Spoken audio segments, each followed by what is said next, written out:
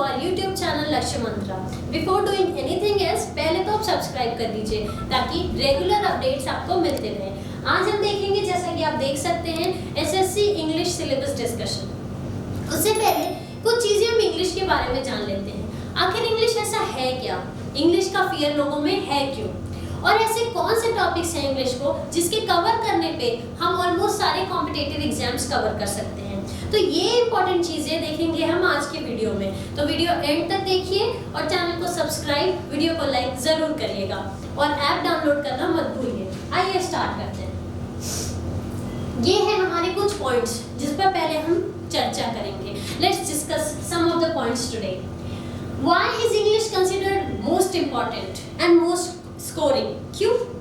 Scoring इसलिए क्योंकि यहाँ पे आपको कोई फॉर्मूला, कोई ट्रिक्स, कुछ नहीं। If you know about English, you can score well in English. But still, you people fear.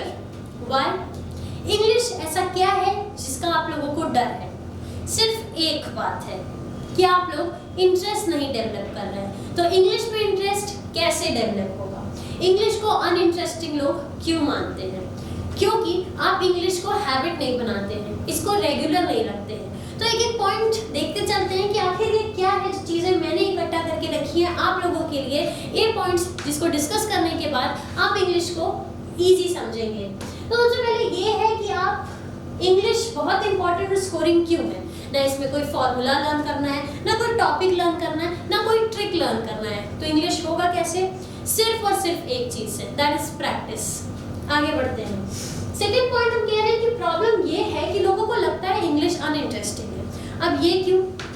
अभी हमने डिस्कस किया कि क्योंकि आप हैबिट में नहीं हैं। आपको मैथ्स पढ़ना अच्छा लगता है, आप मैथ्स पढ़ते हैं, कोई जीएस पढ़ता है, सब अपने अपने सब्जेक्ट्स के साथ बिजी हैं। इंग्लिश को कोई टाइम नहीं देता है, इसलिए इंग्लिश क्या है आपका अनइंटरेस्टिंग है। आगे बढ़ते हैं। मेरा जो थर्ड पॉइंट है ये है कि कैसे सब्जेक्ट को इंटरेस्टिंग बनाएंगे। रेगुलर परस्यूट से। पैरासिल मींस क्या होता है? अभी देखिए, इस पे हम लोग थोड़ा सा ये भी देखते चलेंगे कि आखिर कौन से वर्ड्स हैं, कैसे वोकैबुलरी जो है अपनी इंप्रूव कर सकते हैं। तो अभी हमने एक वर्ड देखा, रेगुलर पैरासिल। पैरासिल मींस है रेगुलर किसी चीज का अध्ययन करना। अब आपको क्या करना है, जब आपको कोई वर्ड मिले, कहीं भी आप रीड कर रहे हैं, वो वर्ड मान करिए, वो वर्ड लिख लीजिए क्योंकि वो आपको नया वर्ड लगा। उसके रिलेटेड जितने सिनोनिम्स हैं आप वो रख लीजिए।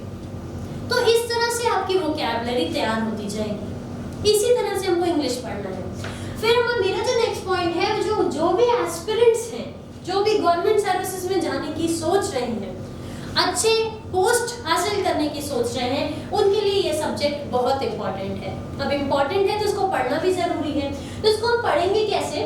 इसको हम पहले देख लेते हैं कि ऐसे कौन से टॉपिक्स हैं जो हम ऑलमोस्ट सारे एग्जाम्स में आते हैं, जो हम कवर कर लें तो काफी ज्यादा हमारे लिए इजी होगा।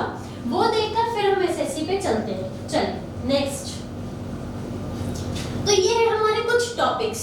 जो टॉपिक्स ऐसे हैं, बेसिक्स हैं, और इन टॉपिक्स को पढ़ने के बाद इंग्लिश आपके लिए इजी हो जाएगा। तो सबसे पहले टेंसेस, दूसरा है आपका प्रीपोजिशंस, रूल्स ऑफ प्रीपोजिशन और लिस्ट। लिस्ट और उसके यूजेस भी देखने हैं कि अगर इन यूज हो रहा है तो इनके कहाँ-कहाँ यूसेजेस हैं, तो लिस्ट से वो देख लेंगे। फिर रूल और लिस्ट है कंजंक्शंस की। अब ये होते क्या है, अब इंग्लिश में थोड़ा सा स्टार्टिंग से चलते हैं। इंग्लिश की शुरुआत कैसे हुई, आप पढ़ना कैसे शुरू किए? सबसे पहले हम दोनों लोगों ने पढ़ा letters, that are alphabets. Alphabets पढ़ा। सब लोग कहते हैं इंग्लिश डिफिकल्ट। अरे ए टू जेड में कोई डिफिकल्टी नहीं है और पूरा इंग्लिश इसी ए टू जेड में है और कुछ नहीं है। There is nothing. क्यों? इसी ए टू जेड से बने क्या? वर्ड्स। उन्हीं वर्ड्स को हमने मीनिंगफुल फॉर्म में जोड़ के क्या बना दिया? सेंटेंसेस। वही सेंटेंसेस जब मीनिंगफुल नहीं होते हैं तो वो क्या बन जाते हैं? Phrases, incomplete. और जब वो उपवाक्य यानी कि सेंटेंस के साथ जोड़कर एक्स्ट्रा मीनिंग ऐड करते हैं तो वही बन जाते हैं क्लॉजेस। ये निरर्थक होते हैं, इनका अर्थ होता है। तो ये सेंटेंस, फ्रेज, क्लॉज हो गया। तो इसी तरह से अब नीड हुई जब सेंटेंस बनाए तो सेंटेंस अरेंजमेंट कैसे करते हैं, उसमें ग्रामर आता है। तो ग्रामर बेसिकली अब सब्जेक्ट है एक आपका और वर्ब और ऑब्जेक्ट, इन तीनों से बन जाता है एक सेंटेंस। अब सब्जेक्ट है तो सब्जेक्ट आपका या नाउन हो सकता है या प्रोनाउन हो सकता है। वर्ब कितने टाइप के हैं, ऑब्जेक्ट कैसे कैसे बन सकते हैं, इसके लिए आपको पढ़ाया गया पार्ट्स ऑफ स्पीच। अब एक एक पार्ट ऑफ स्पीच जरा हम लोग क्विकली देख लेते हैं। सबसे पहला तो हम लोग यहाँ पर ही देख रहे हैं प्रीपोजिशन कंजंक्शंस, इसलिए स्टार्टिंग से स्टार्ट करते हैं जो आप लोगों को पता है। Noun, what is noun? एक ऐसी चीज बताइए इस दुनिया में which doesn't cover the definition of noun. Everything is noun. Why? Because everything has name. So noun is something which is naming word, name of something. But noun is everything. Everything in this universe has a name, even the feelings. So everything is noun. Moving further, pronoun. The words used in the place of noun are pronoun. Why to replace noun? Why is it needed? Replacement क्यों जरूरी है? हर जगह noun को use करना monotonous हो जाता है, तो ये लगा कि कहीं need है pronoun की जो noun को replace करे। तो हम या, वह, he, she, it, they, noun pronoun जब हम पढ़ेंगे तो उसके भी 3 cases भी होते हैं, सब्जेक्टिव, ऑब्जेक्टिव, पोजेसिव। तो केसेस भी पढ़ेंगे हम लोग, सब पढ़ेंगे, पर अभी जल्दी जल्दी देख लेते हैं ओवरव्यू, जो कि है हमारा थर्ड है क्या आपका वर्ब है। वर्ब क्या होता है? वर्ब क्या होता है? वर्ब होता है क्रिया। क्रिया क्या होता है? जो भी आप काम करते हैं वो क्रिया होता है। तो क्या सिर्फ डूइंग वर्ड्स वर्ब होते हैं? हमें पढ़ाया जाता था doing words are called verbs. क्या सिर्फ डूइंग वर्ड्स? तो क्या इज, एम, आर जो हमारा है, was, were है, has, have, had है, वो कहाँ रखेंगे फिर हम? वो भी तो वर्ब है। तो वर्ब जो है वो भी हमारा 2 कैटेगरी का होता है, मेन वर्ब और ऑक्सिलरी वर्ब। मेन वर्ब और ऑक्सिलरी वर्ब। तो सिर्फ डूइंग वर्ड्स नहीं वर्ब होते हैं, उसके साथ जो हेल्पिंग वर्ब्स होते हैं वो भी वर्ब्स होते हैं। ऑक्सिलरी वर्ब्स ही हमारे क्या होते हैं? Helping verbs. हम लोग हर चीज कवर करेंगे, बिल्कुल आप सिर्फ जुड़े रहिए लक्ष्य एकेडमी के साथ। तो ये जो is, am, are, was, were, has, have, had, may, might, can, could, shall, should, ये सब ऑक्सिलरी वर्ब में आते हैं। ऑक्सिलरी वर्ब भी हमारे 2 टाइप के होते हैं, एक तो प्राइमरी ऑक्सिलरी, एक मॉडल ऑक्सिलरीज। अब देखिए ये सब का काम कहाँ आता है? जब भी हम क्लोज टेस्ट वगैरह देखेंगे, फिल इन द ब्लैंक्स देखेंगे, ग्रामर बेस्ड, तो सबका काम आता है। इसलिए बेसिक ग्रामर की जो जरूरत है वो और ज्यादा बढ़ जाती है। उसके साथ साथ जो बर्डन है उसको रिड्यूस करने के लिए आपका वोकैबुलरी सेक्शन जो है इंक्लूड किया गया है। जिनका याद करने की क्षमता तेज है उनके लिए बहुत अच्छा है कि वोकैबुलरी इंक्लूड कर दिया गया है। वोकैबुलरी पे चलेंगे, उससे पहले हम देख लेते हैं एडवर्ब्स। जैसे इसका नाम है, ऐड करते हैं ये वर्ब के बारे में, यानी कि ये क्या करते हैं? वर्ब के बारे में कुछ एक्स्ट्रा बताते हैं। फिर उसके बाद हमारा है एडजेक्टिव, पहले रखिए या बाद में रखिए। एक्चुअली इसको नाउन और प्रोनाउन के बाद प्लेस करना चाहिए। क्यों? क्योंकि ये विशेषता बताते हैं किसकी? जो हमारा नाउन है, ठीक है, उसकी विशेषता बताते हैं। ऐड वर्ब तो क्रिया के बारे में बताता है, एक्स्ट्रा ऐड करता है। फिर हमारे बचते हैं प्रीपोजिशन, कंजंक्शंस और इंटरजेक्शंस, जो कि हमारा टॉपिक है। अब हम देख लेते हैं प्रीपोजिशंस। क्या आप नाम से, जैसे देखिए इंग्लिश पढ़ने का सबसे आसान तरीका है नाम स्प्लिट करके डिराइव करिए। कैसे? प्री मतलब क्या होता है? इतना तो आप कॉम्पिटिटिव एग्जाम्स के लिए प्रिपेयर कर रहे हैं, इतना तो आप जानते होंगे। प्री मींस पहले। पहले जब पोजीशनिंग की जाए, इसकी पोजीशनिंग नाउन या वर्ब्स जो है पहले की जाए। This is on the table, तो जो आपके ऑब्जेक्ट है उससे पहले क्या है? ऑन जो है प्लेस किया गया है, पहले प्लेस किया गया नाउन से पहले, इसीलिए इसका नाम है प्रीपोजिशन। तो ये पहले पोजीशन किया जाता है। अब इसमें पढ़ना क्या क्या है? जो रूल्स हैं प्रीपोजिशन के, कब कौन से कहाँ प्लेस होते हैं, बिसाइड, बिटवीन, अबव, अंडर, इन सब में क्या डिफरेंसेस हैं। तो लिस्ट बनाएंगे हम लोग, हर की यूजेस देखेंगे, कब हम एट स्कूल बोलेंगे, कब हम इन स्कूल बोलेंगे, ऑन टाइम कब बोलेंगे, एट कब बोलेंगे। तो ये सब चीजें हैं जो इसमें इंपॉर्टेंट है। ऑफ कोर्स आप सभी प्रिपेयर कर रहे हैं कॉम्पिटिटिव एग्जाम्स के लिए, तो आपको पता होगा। फिर हमारा आता है कंजंक्शन। को मतलब आपस में, जंक्शन मतलब जोड़ना। जब भी हम आपस में जोड़ते हैं तो कंजंक्शंस होते हैं, ये जोड़ने वाले होते हैं। इसके भी बारे में हम लोग इन डिटेल पढ़ेंगे। चलिए आगे बढ़ते हैं। आगे हम देखते हैं active passive voice. Active passive जब हम फर्स्ट पर्सन में बात करते हैं तब एक्टिव, जब कोई तीसरा आपकी बात बताता है तो वो पैसिव वॉइस होता है। फिर वन वर्ड सब्स्टिट्यूशन, जब अनेक शब्दों के लिए कोई हम एक शब्द बताते हैं तो क्या होता है? वन वर्ड सब्स्टिट्यूशन होता है। होमोनिम, होमो मतलब सेम, सेम साउंड वाले जो होते हैं पर उनका मीनिंग डिफरेंट होता है, वो हमें देखना है। इडियम्स आपको बहुत अच्छे से पता है, इडियम्स क्या होते हैं आपके? मुहावरे होते हैं, मुहावरे लोकोक्तियां पढ़ना, एरर डिटेक्शन, ये जो है ये सब कुछ कवर करता है, क्योंकि अगर आपको एरर फाइंड आउट करना है तो आपको हर चीज के बेसिक रूल्स पता होने चाहिए। तो ये जो हम लोग अभी देखे, इतना टॉपिक जो है हम कवर करके क्या कर सकते हैं, काफी बेसिक चीजें ग्रामर की कवर कर सकते हैं। और ये कुछ और चीजें हैं, क्या है ये, आरसी रीडिंग कॉम्प्रिहेंशन, ये बहुत ही ज्यादा इसको इंक्लूड करके अच्छा भी किया गया है। देखिए इसको पढ़ने का जो सबसे इम्पोर्टेंट तरीका है वो है आपकी रीडिंग स्किल को टेस्ट करना, इसलिए आपका रीडिंग करना बहुत इम्पोर्टेंट है। अब रीडिंग करना कैसे हो सकता है जो भी एस्पिरेंट्स हैं, आप लोग कोशिश करिए कि आप अपना जो काम कर रहे हैं इंग्लिश में करिए। अगर आपको इंग्लिश एक्चुअली पढ़ना, कैसे, movies try to see no, Hindi translation मत देखिए, क्या करिए इंग्लिश टू इंग्लिश वॉच करिए। जब आप इंग्लिश रीड करिए, जब आप उसको समझते हैं तो आप लोग के मन में उसको हिंदी में ट्रांसलेट करते हैं, वो बंद कर दीजिए। इंग्लिश को इंग्लिश में पढ़िए और इंग्लिश में समझिए, ये बेस्ट वे है इंग्लिश को समझने का और इंग्लिश को अपनी लाइफ में लाने का। आज आप इंग्लिश थोड़ा पढ़ के एग्जाम निकालेंगे, कल को इंग्लिश की बहुत इंपॉर्टेंस है आगे आपके जॉब में हर जगह, तो इंग्लिश इसीलिए और इम्पोर्टेंट बन जाता है। अब रीडिंग कॉम्प्रिहेंशन का क्या है, आपको कंप्लीट क्वेश्चंस और कंप्लीट पैसेजेस को रीड करना है। आपको पता है लेवल कितना अच्छा होता है एग्जाम में रीडिंग कॉम्प्रिहेंशन का। क्लोज टेस्ट जो है इसका मतलब यही है कि एक पैराग्राफ रखा गया और इनके 10 जो वर्ड्स है रिमूव कर दिए गए, मान लीजिए ब्लैंक स्पेसेस डाल दी गई। अब आपको देखना है वहां पे कौन कौन से वर्ड्स प्लेस किए जा सकते हैं, ऑप्शंस विल बी गिवन। फिर सेंटेंस करेक्शन क्वेश्चंस, ये जो है एरर डिटेक्शन, सेंटेंस करेक्शन, ये आपका टोटल ग्रामर जो है ये कवर करता है। आगे बढ़ते हैं, degrees of comparison of adjective, कब हमको हाईएस्ट यूज करना है, कब हायर यूज करना है, हाईएस्ट है तो द यूज करना है, तो आर्टिकल्स भी वहां पे कवर हो जाते हैं। तो अगला आपका है आर्टिकल का रूल, जो अपना ए, एन और द है, ये सब कब कहाँ कैसे यूज होते हैं, जो तीनों डिग्रीज ऑफ कंपैरिजन में पॉजिटिव, कंपैरेटिव, सुपरलेटिव, इनके रूल्स क्या हैं, कब कहाँ पर क्या यूज होता है, ये बहुत इंपॉर्टेंट है। आइए आगे बढ़ते हैं, सेंटेंस रीअरेंजमेंट और पैराजम्बल्स आपको वैसे भी वीडियोस मिलते रहते हैं इंग्लिश पे, पर यहाँ पर हम लोग देखेंगे, अभी तो ये जनरल टॉपिक है, इसके बाद हम देखेंगे कैसे एसएससी टायर 1 टायर 2 में एग्जाम्स में कहाँ कहाँ कौन कौन से क्वेश्चन बनते हैं।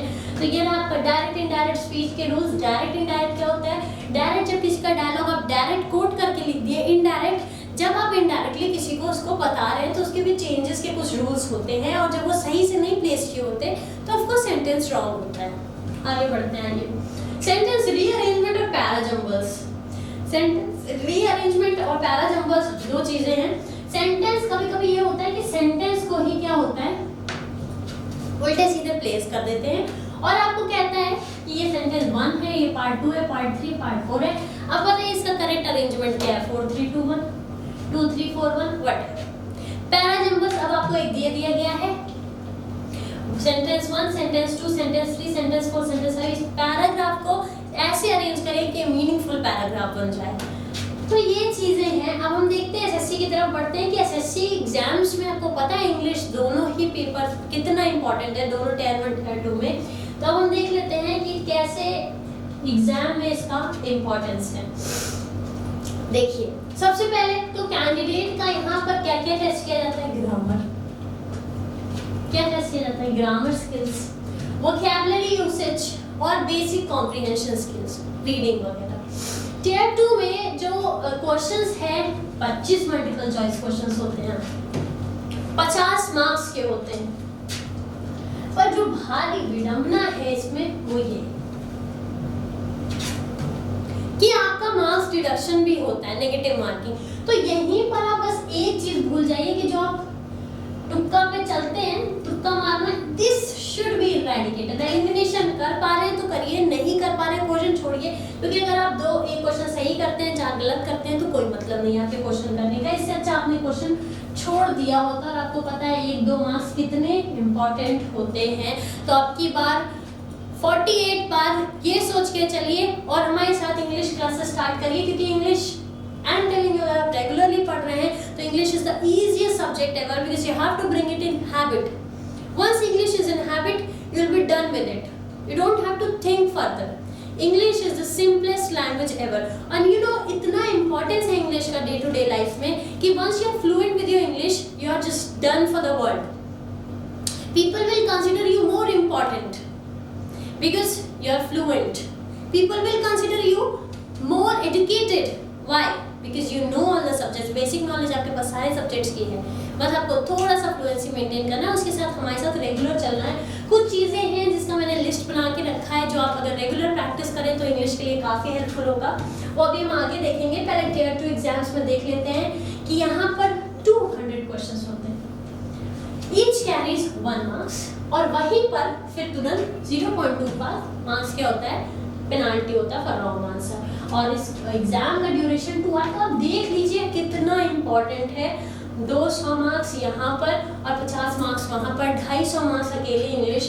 तो मान के चलिए इस बार 200 पार करेंगे हम लोग 250 मान के चलेंगे। 1-2 क्वेश्चन जो गलत होते हैं वो आपको छोड़ देने हैं, आपको बिल्कुल तुक्का नहीं मारना है। तो 10 हम इंश्योर करेंगे कि कैसे हम 230 से 240 तक कोशिश करें दोनों टियर में। पहले तो टियर 1 निकालें तो 48 पार लाना ही है हमको। बाकी सब्जेक्ट्स के साथ आपको लक्ष्य अकेडमी के साथ जुड़े रहना है, सारे सब्जेक्ट की तैयारी कराई जाएगी आपको। पैकेज जल्दी जल्दी ले लीजिए, ऐप डाउनलोड करिए, क्लासेस अटेंड करिए, टाइम वेस्ट मत करिए। अब देख लेते हैं कि वैसे तो ऑलमोस्ट टॉपिक्स जो है वो सेम है टियर 1 टियर 2 के लिए, बट कुछ टॉपिक जो है आप टियर 1 में अवॉइड कर सकते हैं। वो ये है cloze test, active passive, direct indirect, parajumbles and jumbled sentence. तो 10 ये मोर इजियर हो जाता है। अब हम देख लेते हैं टॉपिक वाइज क्वेश्चंस। तो एक टैबुलर फॉर्म में एक तरह से ये पूरा सिलेबस जो है आपका यहाँ पे एक्सपैंड कर दिया गया है। अगर आप लोग एक तरह से इसका स्क्रीनशॉट ले लें तो आपको ये पता चल जाएगा कि आपको टॉपिक वाइज कहाँ कितना समय देना है, चाहे वो टियर 1 का एग्जाम हो चाहे टियर 2 का एग्जाम हो। ये ध्यान देने वाली बात है कि ऐसा ना हो कि जिस जहाँ से क्वेश्चन नहीं आना है वहां आपने बहुत अत्यधिक टाइम दे दिया है टियर 1 में, टियर 2 में टाइम दिया ही नहीं। तो कब टाइम देना है कब नहीं, तो इस टैबुलर फॉर्म से आप देख सकते हैं। पहले देख लेते हैं टॉपिक वाइज है क्या। तो पहली जो बात है हमारी सिनोनिम्स एंड एंटोनिम्स की। तो सिनोनिम जैसे कि हम बात कर रहे थे इतनी देर से कि जब भी आप वोकैबुलरी पढ़ें तो वर्ड को तोड़ के उसको एक्सपैंड करके मीनिंग निकालने की कोशिश करिए। तो सिनोनिम मतलब सेम मीनिंग होता है जब सेम समानार्थक शब्द हो, और एंटोनिम एंटी मतलब ऑपोजिट, तो ऑपोजिट अर्थ वाले जो शब्द होते हैं। अब इनका वेटेज देखिए टियर 1 और टियर 2 में। यहाँ पे 2 क्वेश्चन आएंगे 4 मार्क्स के, और यहाँ पे 5 से 10 क्वेश्चन आ सकते हैं। तो आपको पता है सिनोनिम एंटोनिम को आपको टाइम देना है, बिल्कुल टाइम देना है। यहाँ पे भी अच्छा खासा टाइम देना है, यहाँ पे भी अच्छा खासा टाइम देना है। फिर जब आप प्री यानी टियर 1 की तैयारी करें तो क्लोज टेस्ट को टाइम ना दें। वहीं यहाँ पे आपको अच्छा खासा प्रैक्टिस देखिए। ग्रामर का सबसे मेजर कंपोनेंट है कि आप ग्रामर की डेफिनेशन पढ़ के कुछ नहीं कर पाएंगे। कब तक? जब तक आप प्रैक्टिस सेट नहीं सॉल्व कर रहे हैं। तो बिल्कुल क्लोज टेस्ट के लिए आपको प्रैक्टिस सेट को बहुत ज्यादा टाइम देना है टियर 1 में, टियर 2 में। टियर 1 में बिल्कुल टाइम नहीं देना है। स्पेलिंग टेस्ट, अब स्पेलिंग टेस्ट के साथ दिक्कत क्या है, डबल टी हो गया, डबल एम हो गया, ई आई हो गया, आई हो गया। तो अच्छे जो लोग डेली इंग्लिश में पढ़ लिख रहे हैं उनको भी एक बार आप स्पेलिंग सामने रख दीजिए दोनों, तो बिल्कुल कंफ्यूजन होती है। तो जब भी आप इंग्लिश रीड करिए, इंग्लिश पढ़िए तो ध्यान दे के पढ़िए कि ट्राइड में TRIED है। अभी कुछ लोग फ्रेंड की स्पेलिंग में भी गलती कर देते हैं, तो उसको कैसे याद रखना है कि IE कहाँ है, EI कहाँ है, डबल M डबल T कहाँ है, कमिटी में क्या है, कमिटमेंट में क्या है। तो ये सब चीजें से ही आप जो है स्पेलिंग, अभी रेफ्रिजरेटर की स्पेलिंग में कंफ्यूज हो जाएंगे आप लोग कि जब हम फ्रिज लिखते हैं तो DG लिखते हैं, अब रेफ्रिजरेटर में क्या है। तो वो सिंपल चीजों में जब आप एग्जाम में बैठते हैं तो कंफ्यूजन हो जाती है। तो इसके लिए करना क्या है, जब भी आप इंग्लिश पढ़ें रीड करें तो ध्यान दें उस पर, हर स्पेलिंग पे ध्यान दें। कोई भी बेसिक स्पेलिंग पूछी जा सकती है और आप एग्जाम में कंफ्यूज हो सकते हैं। तो बिल्कुल इसको टाइम देना है, पर ये नहीं कि बिल्कुल इसको सिर्फ इसको टाइम दीजिए, हमेशा इसको टाइम दीजिए। आपको ये करना है क्योंकि स्पेलिंग आप कहीं बैठ के लर्न नहीं कर सकते। तो जैसे जैसे आप इंग्लिश पढ़िए, इंग्लिश में ध्यान देते चलिए, और ऑटो करेक्शन जो आप टाइप करते हैं वो यूज कम करिए। उससे क्या होगा, जब आप पूरी स्पेलिंग टाइप करेंगे और ये जो टेक्स्ट मैसेजेस जहां भी आप करते हैं पूरी स्पेलिंग टाइप करिए ऑटो करेक्ट के बिना, तो ये आपको प्रैक्टिस में मदद करेगा, स्पेलिंग सही करेगा आपकी। इडियम्स और फ्रेजेस, मुहावरे और लोकोक्तियां, इसको बिल्कुल आपको टाइम देना है क्योंकि 2-4 नंबर कम नहीं होते हैं।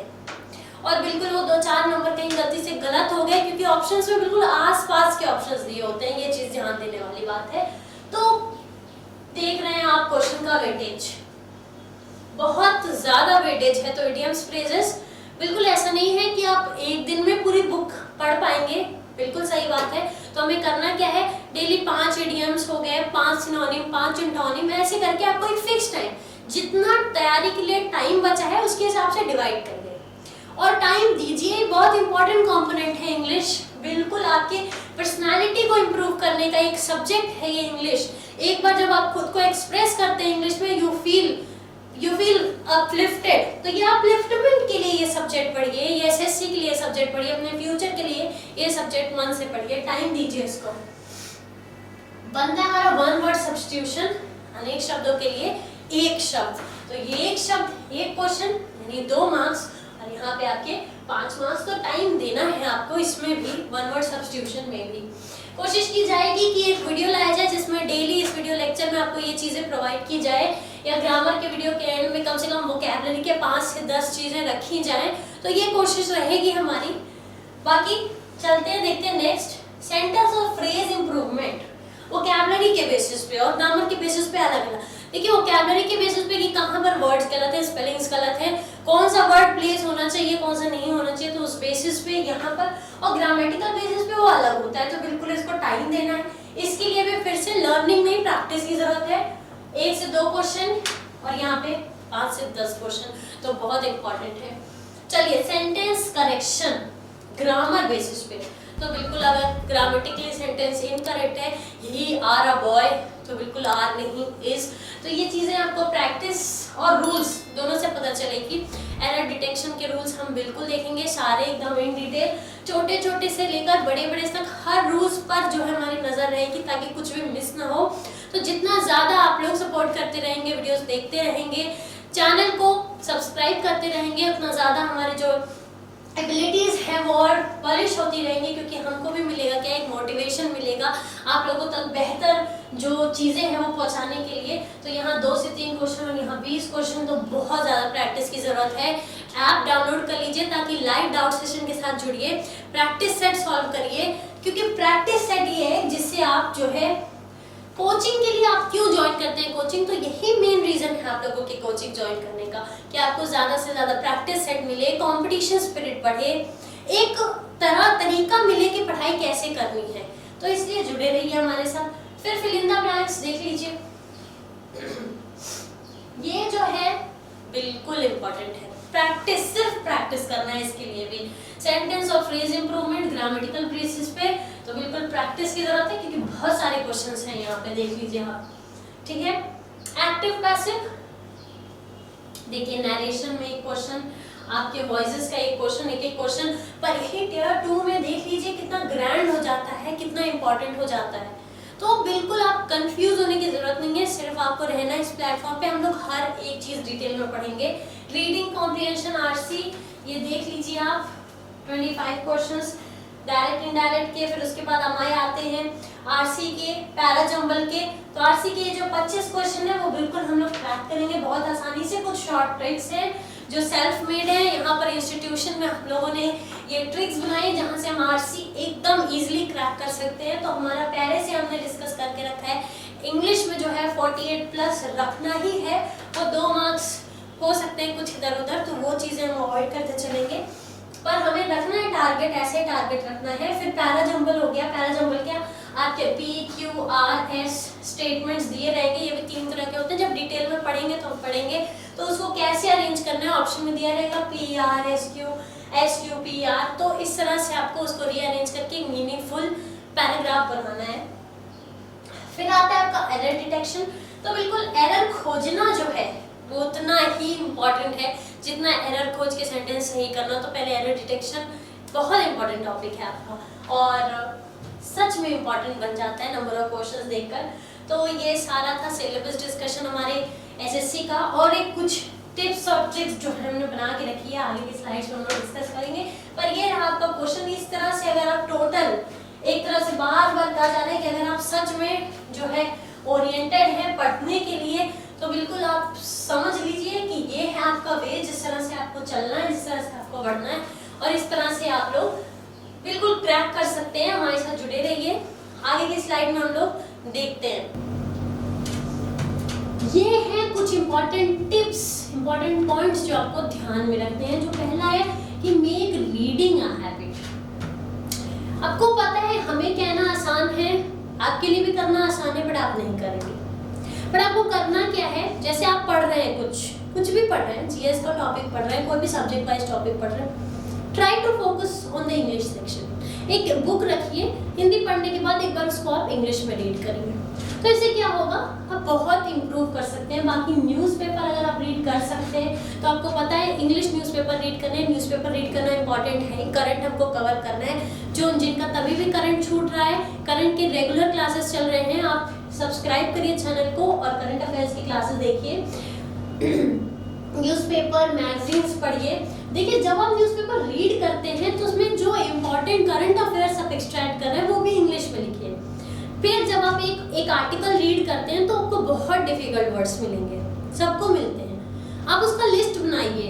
I assure you this is, सब लोग अक्सर बोलते हैं बट दिस इज मिरेकुलस, ये मिरेकल करता है। और फिर एक वर्ड है उसके सिनोनिम्स कुछ देखिए, बहुत अच्छा है ये। आप फोन में गेम्स रखिए वर्ड्स के, वर्ड प्ले के लिए, ये सब चीज़ें बहुत इंप्रूवमेंट में हेल्प करती हैं। आप न्यूज़पेपर नहीं मंगा पाते, फ्री न्यूज़पेपर ऐप्स हैं, आप उस पर आर्टिकल्स पढ़िए।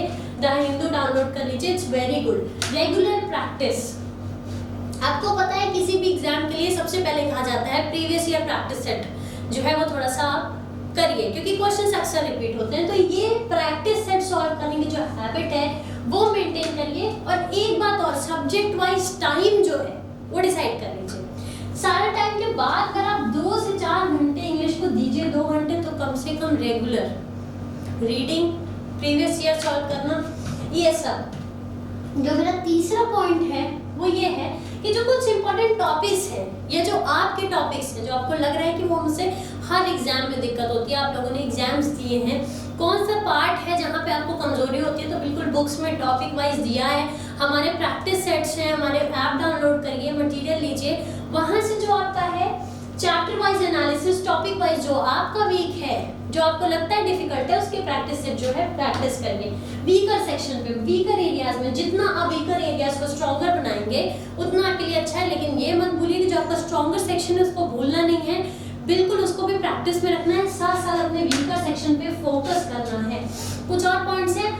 एक तो सबसे बड़ी बात है कि जब आप क्वेश्चन रीड करते हैं, मैंने अपने रिलेटिव्स में ही देखा है, अपने एक्सपीरियंस से सबके साथ ये होता है, कभी कभी आप क्वेश्चन जब पूरा नहीं रीड करते हैं तो बस एक झटके में आप गलत वाले ऑप्शन पे टिक, विच इज नॉट या विच इज, इसमें भी लोग कंफ्यूज हो जाते हैं। क्यों? क्योंकि आप इतने हड़बड़ी में रहते हैं, चाहे वो कोई भी टॉपिक हो। आपको क्या करना है, पहले क्वेश्चंस जो है वो अच्छे से पढ़ना है। एक बार क्वेश्चन पढ़ लिए तो फिर यू आर डन। जब हम लोग टॉपिक वाइज देखेंगे तो हम लोग आरसी का भी देखेंगे, रीडिंग कॉम्प्रिहेंशन को कितनी इजीली हम प्रेजेंट कर सकते हैं वो भी देखेंगे। पहले यहाँ देख लेते हैं rule of elimination and no guesswork. No तुक्का, only elimination you have to play in case you know the answer and you are getting confused. In case you know the answer and you're getting confused, अगर if you don't know the answer, you just have to leave the question. आप 10 question करके आइए, कम से कम आपके 20 marks sure तो रहेंगे। अगर आप कुछ और करेंगे तो फिर जो 20 है उसमें से भी चला जाएगा। So that you have to do, so you have to use method of elimination than using this guesswork. तो ये थे कुछ शॉर्ट ट्रिक्स, कुछ इंपॉर्टेंट पॉइंट्स जो आप इंग्लिश में कवर कर सकते हैं, इंग्लिश को इजी बना सकते हैं, इंग्लिश को इंटरेस्टिंग बना सकते हैं। सबसे ज़्यादा ज़रूरी है कि आपको इंग्लिश को अपनी हैबिट में लाना है, प्रैक्टिस में लाना है। अगर आप इंग्लिश को प्रैक्टिस नहीं कर रहे हैं तो आपको इंग्लिश रीड करना भी बोरिंग लगेगा, but once you start applying it in your life you will be done with English. एक बार आप रीडिंग शुरू करिए, लोगों से कम्युनिकेट करिए इंग्लिश में। आपको पता है बहुत अच्छे अच्छे ऐप्स आते हैं जहाँ पे आप हिंदी लाइन दी रहेगी, आप बोलेंगे and the person will be communicating with it. तो ये सब करती, थोड़ा इंग्लिश में वीडियोस देखिए, न्यूज़पेपर्स देखिए, प्लस ऐप को डाउनलोड करिए। प्रैक्टिस सेट प्रैक्टिस करना बहुत ज़रूरी है, जो हमारे ऐप पे आपको मिल जाएगा। रेगुलर क्लासेस के लिए ट्यून्ड रहिए लक्ष्य एकेडमी पे, सब्सक्राइब करिए जिन्होंने अभी तक नहीं किया है, बेल आइकन को प्रेस कर दीजिए जल्दी से, और ऐप को डाउनलोड करिए प्ले स्टोर से। इस वीडियो के लिए इतना ही। Stay in touch, keep updated. Thank you, have a good day.